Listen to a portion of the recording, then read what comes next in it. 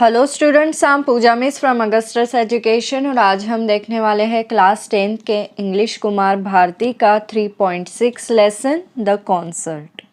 बच्चों, कॉन्सर्ट मतलब एक म्यूज़िकल परफॉर्मेंस जहाँ पर बड़े बड़े म्यूजिशियन होते हैं जो इंस्ट्रूमेंट बजाते हैं, या तो फिर अगर वो वोकलिस्ट है तो वो सबके सामने गाना गाते हैं।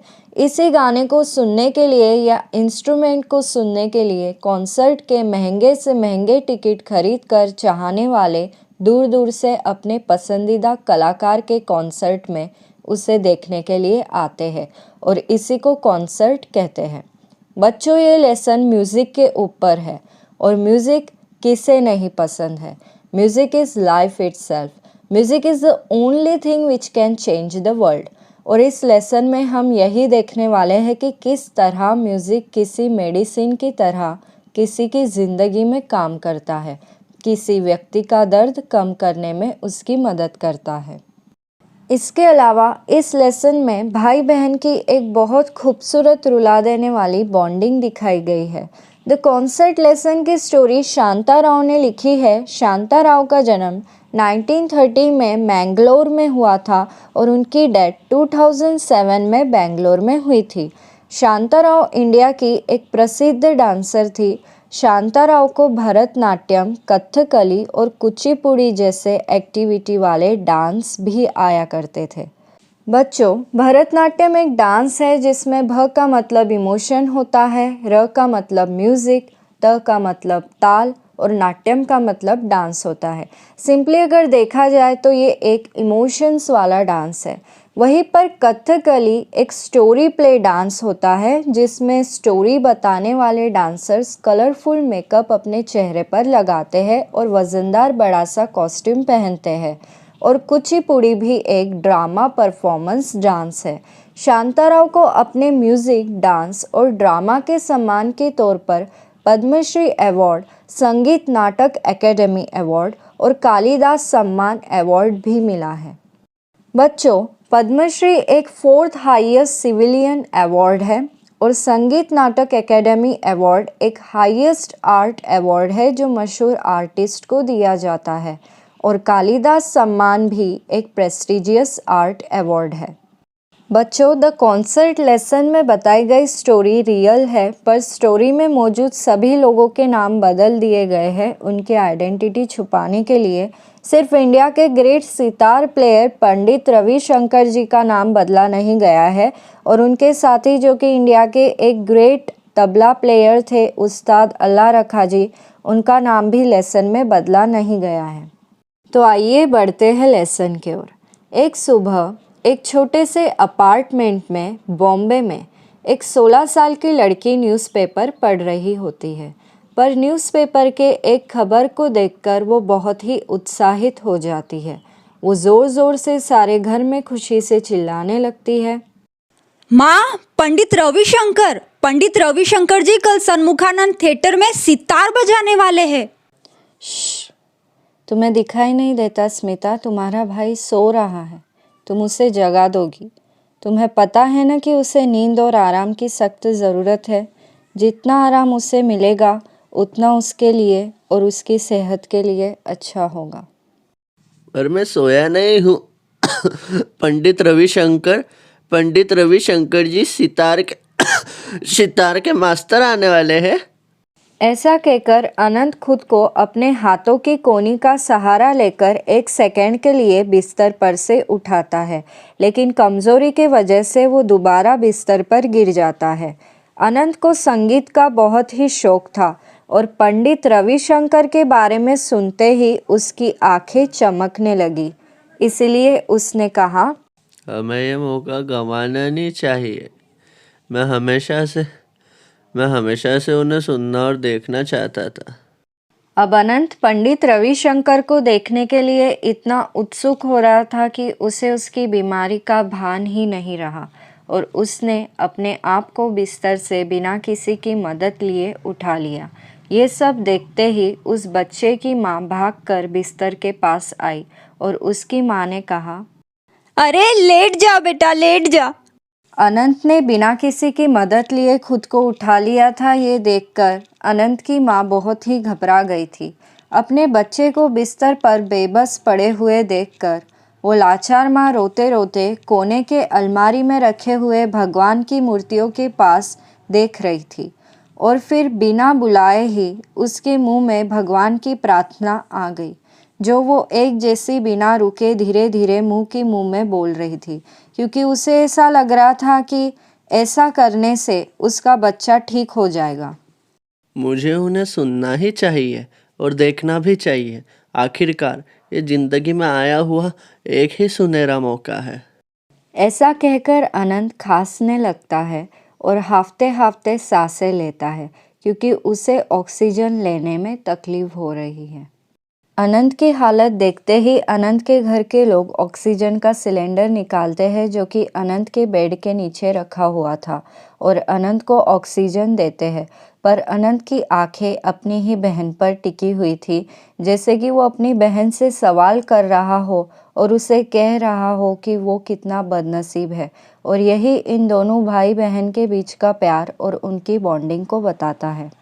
स्मिता अपने भाई की हालत देखकर पछतावा करती है कि अगर उसने उत्साहित होकर जोर से चिल्लाया नहीं होता तो उसका भाई आराम से सो रहा होता। स्मिता उत्साह में आकर ये भूल गई थी कि उसका भाई बीमार है। स्मिता ने हॉस्पिटल में डॉक्टर्स का रिएक्शन देखा था। डॉक्टर्स ने अनंत की हालत बताते हुए बहुत ही सीरियस मैनर में सिर हिलाया था, जिसे ना ही तो स्मिता और ना ही स्मिता के पेरेंट्स समझ पाए थे। पर कहीं ना कहीं स्मिता अपने मन में ही उस डरावनी सच्चाई का सामना कर रही थी। वो जानती थी कि उसका भाई अनंत जल्द ही मर जाएगा। कैंसर शब्द मौत का साया बनकर उनकी घर की खुशियों का पीछा कर रहा था। अनंत जल्द ही कैंसर के वजह से मरने वाला था, फिर भी घर के सारे लोग अपने दिल पर पत्थर रखकर ये दिखावा कर रहे थे कि सब कुछ ठीक है और जल्द ही वो अपने घर लौट जाएगा। अनंत का सिर्फ 4 लोगों का छोटा सा परिवार था और ये लोग गगनपुर के रहने वाले थे। और अनंत तो सिर्फ 15 साल का ही था। अनंत अपने स्कूल का बेस्ट टेबल टेनिस प्लेयर था और वो सबसे तेज़ रनर भी था। वो सितार बजाना भी सीख रहा था। स्मिता और अनंत दोनों भी भाई बहन सितार बजाना सीख रहे थे, पर अनंत स्मिता से छोटा होने के बावजूद भी कई सारी चीज़ों में स्मिता से बेहतर था। अनंत सितार बजाते बजाते ही खुद की नई धुन भी बना लिया करता था और ये देखकर अनंत के सितार वाले गुरुजी भी अचंभे में पड़ जाते थे कि अनंत ये कैसे कर लेता है। लेकिन इससे पहले कि अनंत सितार को और भी करीब से जान पाता, उसे कैंसर जैसी भयानक बीमारी ने जकड़ लिया और इस बीमारी के भागदौड़ में अनंत का परिवार उसका इलाज करवाने बॉम्बे आ गया, क्योंकि बॉम्बे एक बड़ा शहर है और वहाँ बड़े बड़े कैंसर के हॉस्पिटल है जहाँ कैंसर का इलाज किया जाता है। जब भी अनंत का परिवार बॉम्बे इलाज के लिए आता था, तब वो सब आंटी सुशीला के घर पर रुकते थे। आंटी सुशीला का अपार्टमेंट वैसे तो बड़ा नहीं था, पर वहाँ अनंत के परिवार के लिए हमेशा एक रूम रहता था। अनंत के परिवार वाले लोग मुंबई बहुत ही आशा के साथ आए थे। उन्हें आशा थी कि मॉडर्न साइंस ज़रूर कोई ना कोई चमत्कार करेगा। अनंत के परिवार वाले लोगों ने खुद को दिलासा देते हुए कहा कि अनंत हॉस्पिटल में ठीक हो जाएगा और फिर से पहले की तरह बाहर जा पाएगा, खेल पाएगा और आने वाली टेबल टेनिस टूर्नामेंट में पार्ट भी ले पाएगा और वो जल्द ही सितार भी बजा पाएगा और एक दिन सच में बहुत बड़ा सितार बजाने वाला कलाकार भी बनेगा। पर ऐसा कुछ नहीं हुआ। दिन पर दिन जैसे जैसे दिन बीतते गए वैसे वैसे उसकी तबीयत और भी ज़्यादा ख़राब होती गई और कैंसर के हॉस्पिटल के डॉक्टर ने कहा कि अनंत को घर ले जाए, अब उसका कुछ नहीं हो सकता। उसे घर पर आराम कराए और वो सारी चीज़ें दे जो उसे अच्छी लगती है, जिससे उसे खुशी मिलती है। डॉक्टर्स के ऐसा कहते ही अनंत के परिवार के लोग समझ गए थे कि अनंत के पास समय बहुत कम है और वो कभी भी मर सकता है, पर उन्होंने अपने डर को अनंत के सामने एक्सप्रेस नहीं होने दिया। वो हमेशा अनंत के आसपास ही रहते थे, खुद हंसते थे, उसे हंसाते थे, बातें करते थे और वो सारी चीज़ें करते थे जो अनंत को अच्छी लगती है। वो अनंत की हर ज़रूरत को पूरा करते थे और वो सारी चीज़ें उसे लाकर देते थे जो वो मांगता था। और अब वो ज़िद कर रहा था कि उसे कॉन्सर्ट में जाना है। आखिरकार ये ज़िंदगी में आया हुआ आखिरी मौका था। जब तुम ठीक हो जाओगे ना तब चले जाना बेटा। ये कॉन्सर्ट उनका आखिरी कॉन्सर्ट नहीं है और ना ही तो वो आखिरी बार बजा रहे हैं। जब माँ अनंत को समझा रही थी तब स्मिता वही खिड़की के पास खड़ी थी और बाहर के ट्रैफिक के शोर को महसूस कर रही थी, जो उसके मन के शोर के मुकाबले बहुत कम था। आखिरकार वो खुद के जज्बातों को रोक नहीं पाई और रोकती भी कैसे। वो एक बहन जो थी, उसका सब्र का बांध टूटा और वो रोने लगी। इतने में ही माँ ने कहा, पर तुम स्मिता, तुम ज़रूर जाओ, तुम्हारे पापा तुम्हें लेकर जाएंगे। अपनी माँ की बात सुनकर स्मिता को बहुत दुख होता है। स्मिता जब आंटी सुशीला के साथ घर पर अकेली होती है तब वो बहुत रोती है। वो कहती है, नहीं, मैं ये कैसे कर सकती हूँ। अनंत और मैंने चीज़ों को हमेशा एक साथ किया है. अगं इतकं विचार नको करू ग पोरी, सगळं चांगलं होईल. जाय, खालती जाय आणि पार्कमध्ये फिरून ये, तुला बरं वाटेल. जाय. स्मिता अपने आंटी के कहने पर पार्क में जाती है और वहाँ जाकर स्मिता सच में अच्छा फील करती है और वो अपने आंटी के इस सुझाव के लिए सच में आभारी थी। स्मिता पार्क में देखती है कि लोग चल रहे हैं, भाग रहे हैं, बॉल के साथ खेल रहे हैं, तो कुछ लोग योगा एक्सरसाइज कर रहे हैं, कुछ लोग बतख को दाना डाल रहे हैं, तो कुछ सेके हुए चने और मूंगफली खा रहे हैं। स्मिता को उन सब के बीच बहुत ही अकेलापन महसूस होता है, लेकिन बाद में वो अपने ही ख्यालों में खो जाती है। अचानक से एक साहसी विचार उसके दिमाग में आता है और वो जल्दी जल्दी में घर पर आती है और वो खुद से कहती है, क्यों नहीं, इसे आजमाने में कोई बुराई नहीं है. कॉन्सर्ट में जाना अच्छा होगा. मुझे नहीं पता बाद में हमें कब पंडित रविशंकर जी को सुनने का मौका मिलेगा. कॉन्सर्ट में जाने के बारे में स्मिता अपने माँ से बात करती है और उसके पिता भी टिकट लाने के लिए राज़ी हो जाते हैं। अगले दिन जब स्मिता और उसके पिता कॉन्सर्ट में जाने के लिए निकलते हैं तब स्मिता का भाई अनंत स्मिता के ओर देखकर हंसता है और उसे कहता है, जाओ मज़े करो। हालांकि अनंत के मुंह से निकले शब्द काफ़ी दुख भरे थे, जैसे कि वो अपनी बहन को दुखी होकर बोल रहा हो कि तुम सच में बहुत किस्मत वाली हो। अब स्मिता अपने पिता के साथ शो में चली जाती है। अपने पिता के बाजू में गैलरी में बैठकर स्मिता ने शो के स्टार्टिंग के दौरान ऑडियंस की गर्जनादार आवाज़ सुनी, जो संगीत के महान गुरु का स्वागत कर रही थी। स्मिता को ये सब देखकर ऐसा लगा जैसे वो कोई सपना देख रही है और फिर संगीत का पहला स्वर हवा में तैरते हुए स्मिता तक पहुंचा। तब स्मिता को ऐसा लगा जैसे कि आकर्षक दुनिया के रहस्य खुल रहे हैं। फिर एक के पीछे एक प्रकाशित करने वाली संगीत की मधुर राग खुलती गई और ये सब किसी जादूगर के जादू की तरह था। और फिर दुख भरी शांत राग को बजाया गया और फिर उसके बाद एक तेज़ राग को बजाया गया जो वो बहुत ही जल्दी से बजा रहे थे, पलक झपकने जितना भी समय नहीं ले रहे थे। लेकिन शाम के समय स्मिता ने जो भी योजना बनाई थी वो सब उसके दिमाग में अभी भी मजबूती से बनी हुई थी। आखिरकार ये ज़िंदगी में आया हुआ एक ही मौका है। तबले के हर एक ताल में स्मिता को अनंत की आवाज़ सुनाई दे रही थी।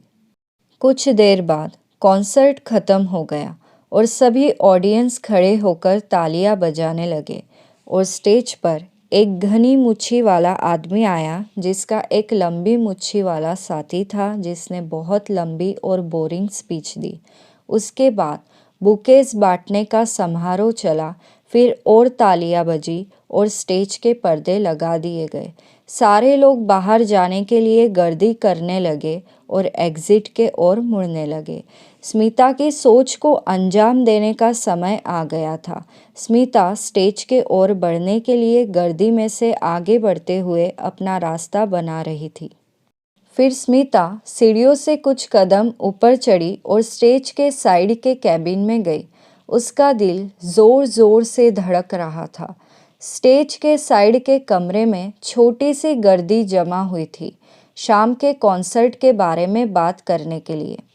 वहाँ कुछ लोग जमा थे जो बुकेस पकड़ने में मदद कर रहे थे और कुछ लोग कलाकारों को चाय के कप दे रहे थे और उनके इंस्ट्रूमेंट पकड़ रहे थे।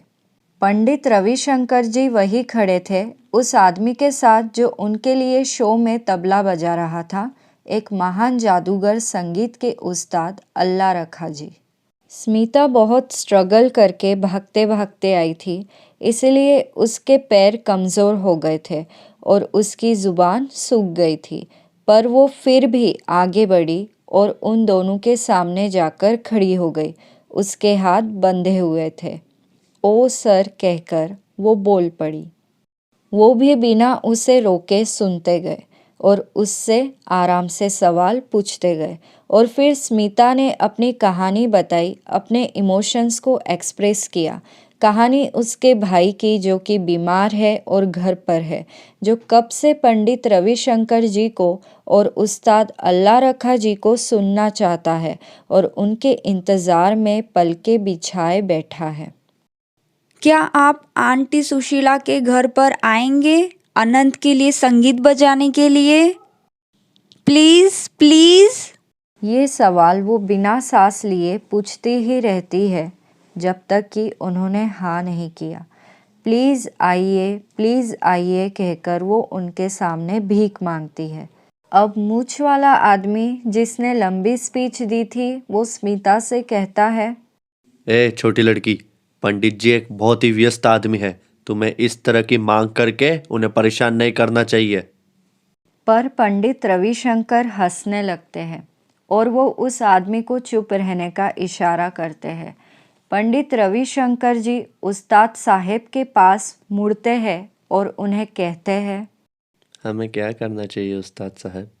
उस्ताद जी पंडित जी के सवाल को सुनते हैं और अपने मुंह में चबा रहे पान के बीड़े को एक गाल से दूसरे गाल में घुमाते हैं और कहते हैं, हाँ, हम कल सुबह उस लड़के के लिए बजाएंगे। तो तय रहा, हम कल आएंगे।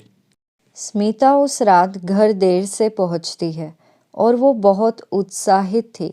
अनंत जाग रहा था और ऑक्सीजन सिलेंडर में से ऑक्सीजन ले रहा था। क्या तुमने उनको सुना?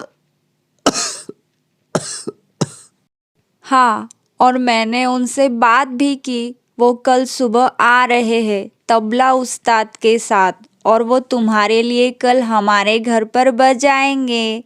और अगली सुबह आंटी सुशीला के पड़ोसियों ने दो आदमियों को टैक्सी से उनके बिल्डिंग के बाहर उतरते देखा। उन लोगों को अपने आँखों पर यकीन नहीं हुआ। ऐसा नहीं हो सकता, उन लोगों ने कहा, क्योंकि उन्होंने अपने छोटे से अपार्टमेंट में दुनिया के सबसे बड़े कलाकार पंडित रविशंकर जी और उस्ताद अल्लाह रखा जी को देखा। तो उनके लिए तो ये ऐसा अनुभव था जैसे कि उनके यहाँ स्वयं भगवान पधारे हो। पंडित रविशंकर जी और उस्ताद अल्लाह रखा जी लकड़ियों का चढ़ाव चढ़कर ऊपर जाते हैं और आंटी सुशीला के घर के दरवाजे को एकदम धीरे से बजाते हैं। फिर वो अंदर जाते हैं और उस दीवान पर बैठते हैं जो खिड़की से लग कर था और फिर अनंत के लिए संगीत बजाना शुरू कर देते हैं। अनंत के घर के लोग, पड़ोसी और दुनिया के सबसे मशहूर कलाकार अनंत को घेर कर बैठे हुए थे और अनंत के लिए ये उसके ज़िंदगी का सबसे खूबसूरत खुशी का दिन था। पंडित रविशंकर जी और उस्ताद अल्लाह रखा जी को सुनते हुए अनंत की आखिरी ख्वाहिश पूरी हुई और उसके प्राण उसके शरीर से संगीत सुनते हुए बहुत ही आराम के साथ निकल गए। तो इस लेसन में हमने देखा कि स्मिता अनंत को जाने से नहीं रोक पाई, क्योंकि जब जिसका जाना लिखा है तब उसको जाना ही पड़ता है और होनी को कोई नहीं रोक सकता।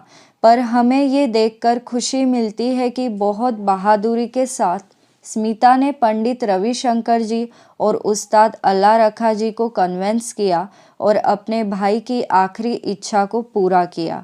After all it is a chance of a life time. तो इसी के साथ लेसन फिनिश होता है। अगर आप मेरे चैनल पर नए हैं तो मेरे चैनल को ज़रूर सब्सक्राइब करें। अगर आपको मेरी वीडियो अच्छी लगी हो तो मेरी वीडियो को ज़रूर लाइक करें और शेयर करें अपने दोस्तों के साथ, और बेल आइकन प्रेस करना ना भूलें।